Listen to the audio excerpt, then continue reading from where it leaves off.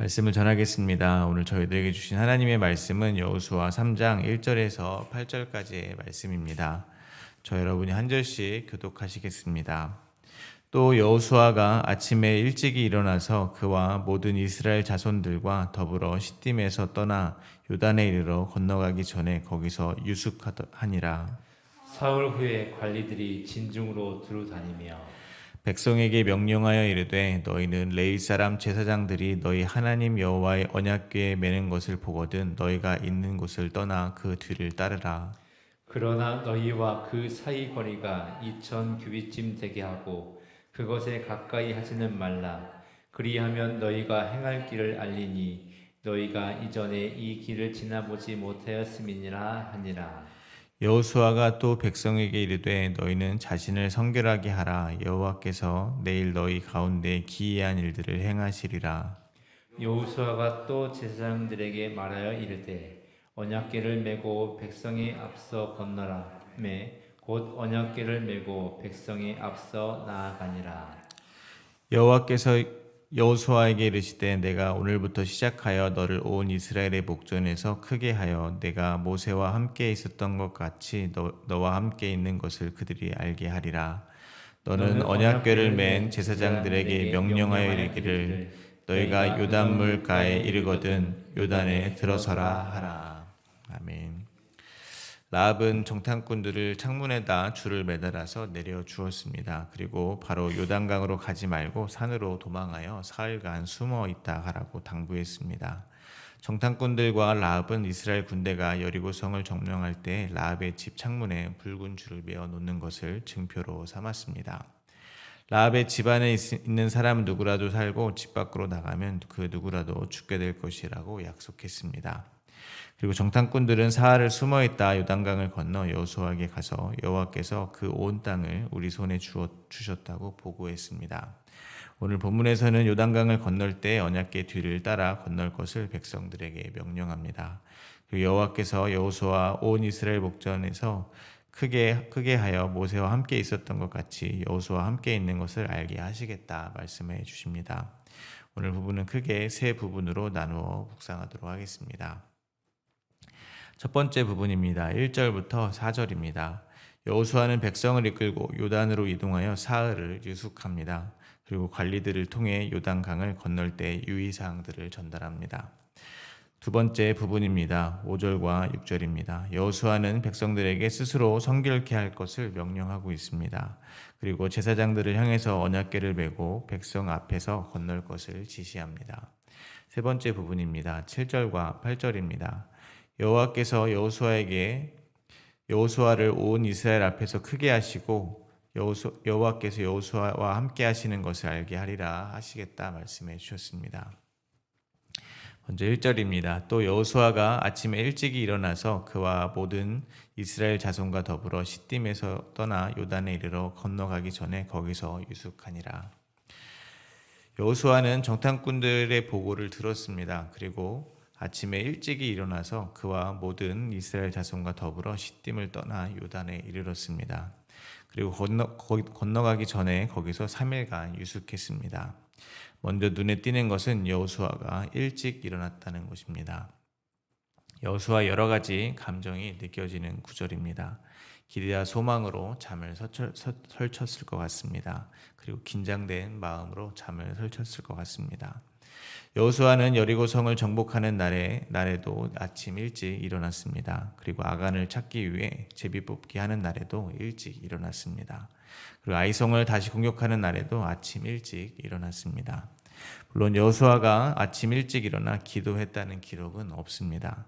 그러나 모세의 뒤를 이어서 이스라엘 백성을 이끌고 약속의 땅으로 들어가는 리더로서 여호수아가 모든 일을 하기에 앞서서 하나님께 기도했을 것이라는 것을 상상하기는 어렵지 않은 것입니다. 또한 저희가 잘 알고 있듯이 예수님도 사역하실 때 새벽 미명에 일어나 하나님께 기도하셨습니다. 때로는 밤이 새도록 아버지 하나님께 기도를 하셨습니다. 성경은 더 나아가 성도들에게 쉬지 말고 기도하라 라고 권면하고 있습니다. 이것이 무슨 말씀이시겠습니까?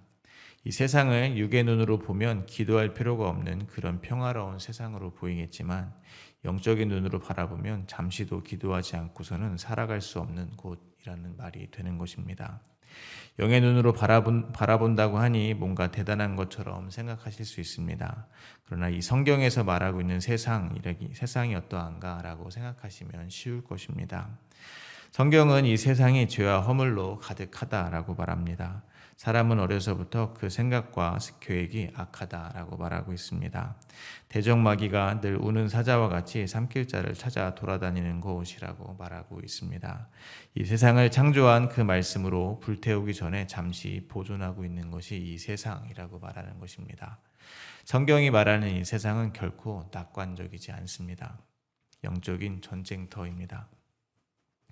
그러므로 이 전쟁터에서 귀를 기울여야 하는 것은 지휘관의 음성인 것입니다. 곧 만군의 여호와 하나님의 음성이라는 것입니다. 그러므로 우리는 새벽이든 밤중이든 대낮이든 항상 기도하며 하나님의 음성에 귀를 기울여야 될 것입니다. 그 속에 세상은 줄 수 없는 하나님의 평안이 있음을 믿으시기를 바랍니다. 또한 오늘 본문 1절은 또라는 말로 시작합니다. 이는 앞선 상황과 바로 이어서 일어나는 상황임을 암시하는 단어입니다.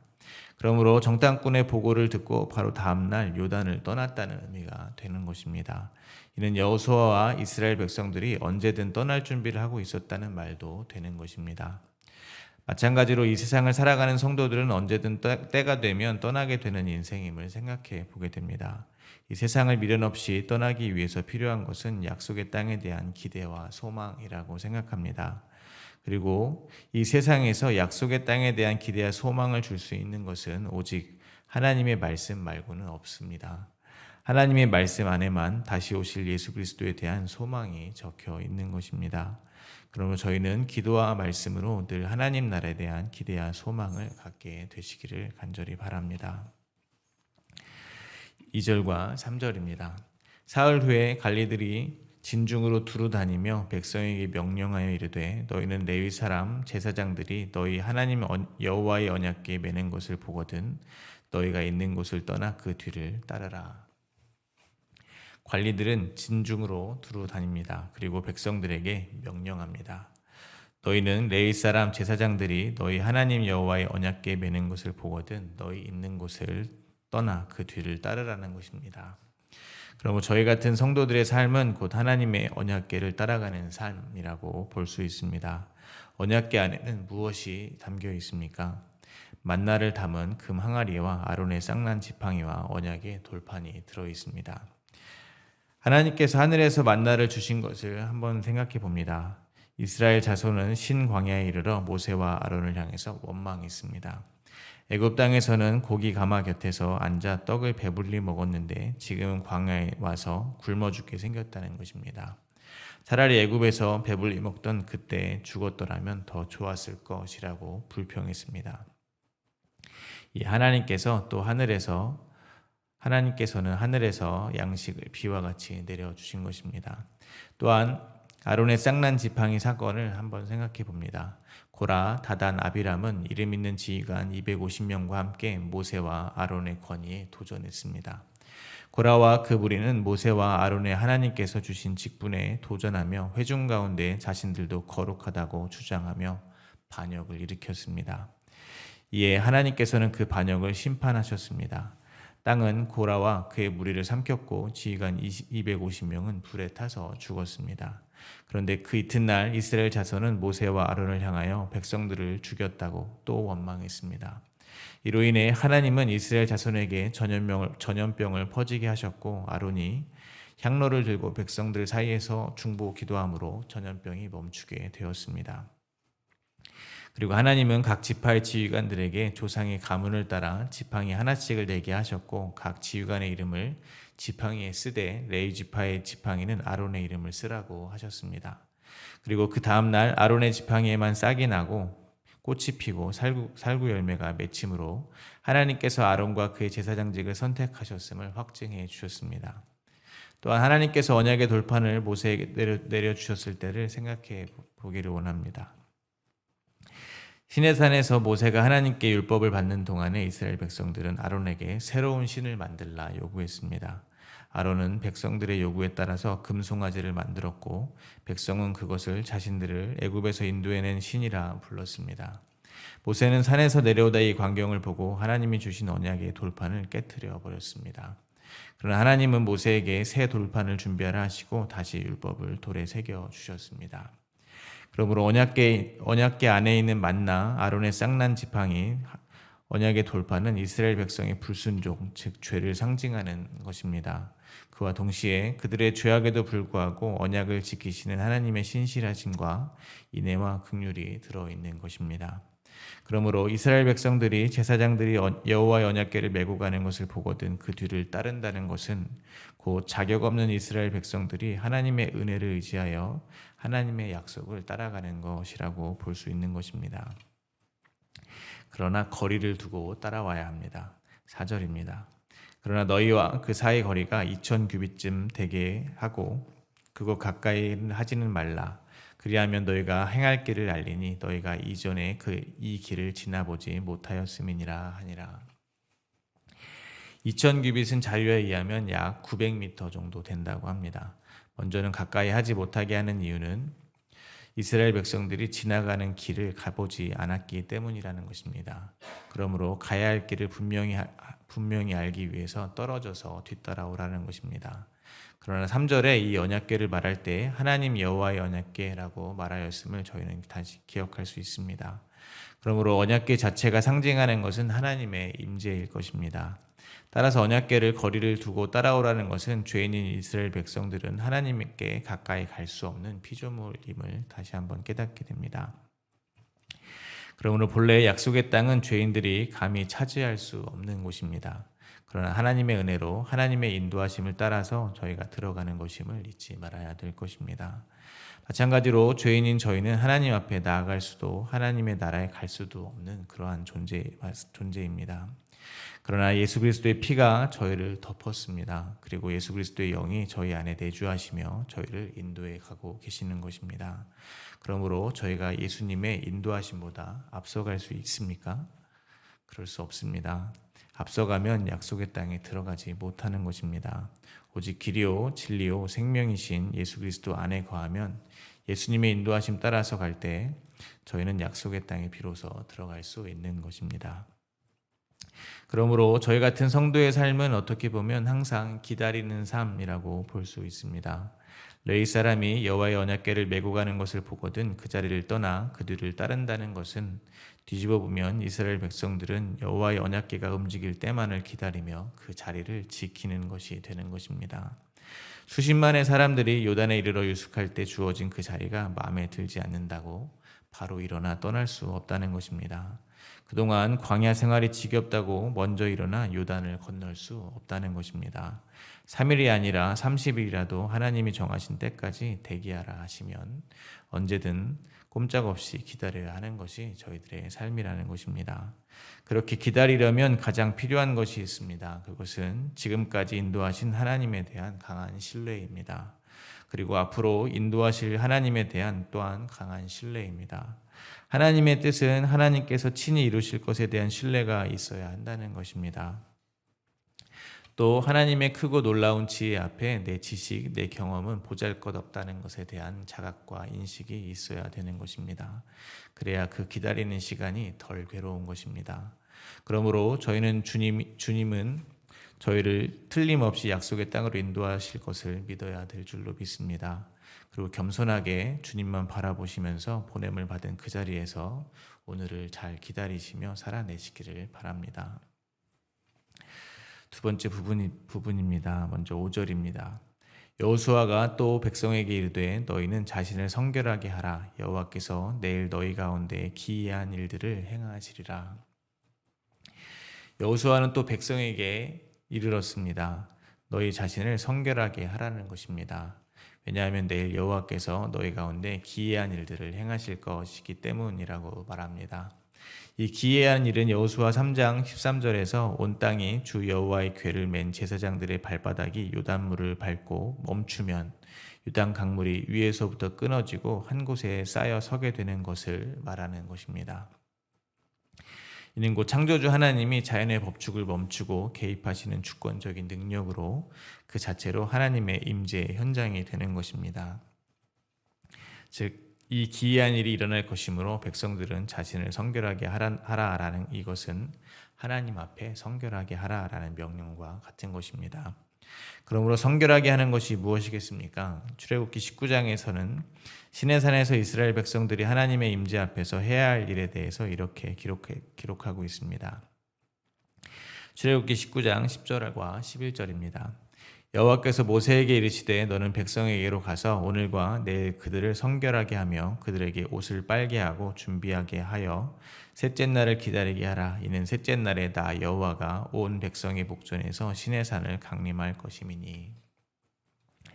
그러므로 요단강을 건너기 전에 머물면서 이스라엘 백성들은 언약궤가 움직이기를 기다리며 자신을 성결하게 했을 것입니다. 옷을 빨고 몸을 깨끗하게 씻었을 것입니다. 부정한 것들을 피하고 외적인 것뿐 아니라 마음까지 하나님께 집중했을 것입니다. 마찬가지로 광야 같은 이 세상의 삶에서 약속의 땅으로 가기 위해서는 하나님의 백성들은 성결해야 합니다. 그런데 성도의 성결은 몸을 씻는다고 해서 이루어지지 않는다는 것을 저희는 이미 잘 알고 있습니다. 마음을 다잡고 또 다잡고 하나님께 집중한다고 해서 저희가 성결해지지 않음을 저희는 잘 알고 있습니다. 그럼 성도는 진짜 어떻게 해야 성결해지겠습니까? 오직 예수 그리스도의 보혈로만 성결해질 수 있습니다. 그렇게 예수 그리스도의 피로 성결해진 성도들은 이제 기이한 일들을 기다리는 것입니다. 저의 구원을 이루실 주님을 기대하며 살아간다는 것입니다. 그러나 저희는 또한 이 세상에서 이스라엘 백성들과 같이 성결하게 하는 삶을 살고 있기도 하는 것입니다. 이 세상의 가치관으로 얼룩진 한 주의 삶을 정리하고 모든 시선을 주님께 돌리고 주일에 모여 예배를 드리는 것입니다. 그때 저희는 잠시지만 예배를 통해서 광야 같은 이 세상에서 요단을 건너 약속의 땅에서 주님과 재회합니다. 나는 예수 그리스도의 보혈의 은혜로 이미 정결하게 된 하나님의 백성이라는 정체성을 다시 확인하게 된다는 것입니다. 그러므로 저희의 삶은 날마다 내일을 소망하는 삶임을 잊지 마시기를 바랍니다. 어떤 내일이겠습니까? 하나님께서 기이한 일을 이루실 내일입니다. 그러므로 오늘 비록 광야를 걷고 있을지라도 저희에게는 하나님 나라에 거하게 될 확정된 내일이 기다리고 있음을 소망으로 품고 힘내시기를 바랍니다. 6절입니다. 여호수아가 또 제사장들에게 말하여 이르되 언약궤를 메고 백성에 앞서 건너라 하매 곧 언약궤를 메고 백성이 앞서 나아가니라. 여호수아는 제사장들에게 말합니다. 언약궤를 메고 백성 앞에 건너가라는 것입니다. 그리고 제사장들은 여호수아의 말에 순종했습니다. 이를 통해 저희는 먼저 당신의 백성들을 이끌고 약속의 땅으로 그 발걸음을 옮기시는 대제사장 예수 그리스도, 십자가에 죽기까지 순종하신 독생자 예수 그리스도를 바라봅니다. 앞서 나누었듯이 언약궤 안에는 이스라엘 백성들의 불순종의 상징들이 담겨 있었습니다. 마찬가지로 예수님께서는 우리의 모든 죄를 어깨에 짊어지시고 우리를 가로막고 있는 요단강을 먼저 밟으시는 것입니다. 백성들은 마른 땅을 밟겠지만 제사장들은 요단의 물을 밟았습니다. 예수님은 요단강에서 세례를 받으셨습니다. 세례가 무엇이겠습니까? 죄의 허물로 가득한 옛자의 죽음을 의미하는 것입니다. 그러므로 제사장들이 요단강의 물을 밟는 것을 바라보며 저희는 저희의 죄를 짊어지고 대신 십자가에서 죽으신 우리 구주 예수 그리스도를 바라보게 된다는 것입니다. 그 덕분에 저희는 마른 땅을 밟고 약속의 땅으로 지금 가고 있는 것입니다. 그러므로 저희는 오직 예수님의 은혜로 구원받는 것임을 오늘도 잊지 마시기를 바랍니다. 주님께 감사와 찬송을 올려드리기를 간절히 바랍니다. 또한 저희는 이 땅에서 제사장 나라입니다. 저희는 예수 그리스도의 멍에를 함께 지고 요단 강가에 발을 담그는 것입니다. 즉 세상을 알 수 없는 여호와의 기이한 일들을 이 세상의 삶에서 경험한다는 것입니다. 살면서 어떤 기이한 일을 경험해 보셨습니까? 저는 제가 구원받은 이 사실이 가장 기이한 일입니다. 기적 중에 기적입니다. 다른 기이한 일은 더 이상 이곳에 명함을 내밀 수가 없습니다. 그러므로 다시 한번 주님을 찬송하시기를 바랍니다. 죄와 허물로 가득한 하나님의 원수를 자녀 삼으신 이 말도 안 되는 기이한 은혜를 부어주신 주님을 바라보시기를 간절히 바랍니다. 마지막으로 세 번째 부분입니다. 여호와 하나님의 말씀입니다. 7절과 8절을 묵상하며 말씀을 맺겠습니다. 여호와께서 여호수아에게 이르시되 내가 오늘부터 시작하여 너를 온 이스라엘의 목전에서 크게 하여 내가 모세와 함께 있었던 것 같이 너와 함께 있는 것을 그들이 알게 하리라. 너는 언약궤를 맨 제사장들에게 명령하여 이르기를 너희가 요단물가에 이르거든 요단에 들어서라 하라. 하나님께서는 요단강을 건너기 전에 다시 한번 하나님께서 함께 하실 것을 약속해 주셨습니다. 그리고 이스라엘 백성들 앞에서 여호수아의 권위를 높여주시겠다 말씀해 주십니다. 이스라엘 백성들을 이끌고 약속의 땅으로 들어가는 여호수아는 하나님의 백성들을 이끌고 하나님의 나라로 들어가시는 예수 그리스도를 예표하는 인물입니다. 그러므로 저희는 하나님께서 하나님의 백성들 앞에서 예수님의 권위를 높여주고 계심을 생각하게 됩니다. 그래서 복음서를 보면 예수님은 하나님께서 하늘과 땅의 모든 권세를 자신에게 주셨다고 말씀하십니다. 마태복음 28장 18절입니다. 예수께서 나와 말씀하여 이르시되 하늘과 땅의 모든 권세를 내게 주셨으니 하나님 아버지께서 주신 하늘과 땅의 모든 권세로 예수님은 무엇을 하셨습니까? 예수 그리스도께서는 그 권세를 가지고 저희를 위해서 십자가를 지셨습니다. 죽음의 강을 건너 생명으로 나아가는 새로운 길을 열어주신 것입니다. 그리고 하나님께서 여호수아에게 끝까지 함께하겠다 약속하신 것처럼 저에게 항상 함께 있으리라 약속하여 주셨습니다. 마태복음 28장 19절과 20절입니다. 그러므로 너희는 가서 모든 민족을 제자로 삼아 아버지와 아들과 성령의 이름으로 세례를 베풀고 내가 너희에게 분부한 모든 것을 가르쳐 지키게 하라. 볼지어다 내가 세상 끝날까지 너희와 항상 함께 있으리라 하시니라. 그러므로 오늘 본문의 여호수아의 제사장들을 향한 명령은 곧 저희를 향한 명령이기도 합니다. 하나님은 제사장들에게 요단물가에 이르거든 요단에 들어서라 라고 명령하셨습니다. 강물이 멈춘 후에 발을 담그라는 것이 아닙니다. 넘실거리는 강물 속에 먼저 발을 담그라는 것입니다. 이는 하나님의 주권과 동행의 약속을 두려움 없이 믿는 순종을 요구하는 것입니다. 그렇게 제사장들이 순종할 때 요단강은 하나님의 임재가 나타나는 현장이 되는 것입니다. 마찬가지로 저희는 언약궤를 맨 제사장들이 여호수아의 명령에 따라 요단강에 발을 담그듯 오늘도 저희의 삶의 현장에서 또 신앙생활의 현장에서 언약궤를 메고 발을 담그는 것입니다. 즉 저희를 인도하시는 하나님의 주권을 인정하며 예수님 안에서 자기를 부인하고 자기의 십자가 지는 삶을 살아야 된다는 것입니다. 그때 저희가 지금 부침을 당하고 있는 그 삶의 현장은 척박한 광야에서 물이 넘실대는 그런 강줄기에서 하나님의 임재가 나타나는 약속의 땅, 하나님의 나라가 될 것을 믿으시기를 바랍니다. 주께서 저희와 영원토록 함께하고 계심을 강하고 담대한 믿음으로 붙잡게 되시기를 간절히 바랍니다. 오늘 주신 하나님의 말씀을 생각하며 함께 기도하시겠습니다.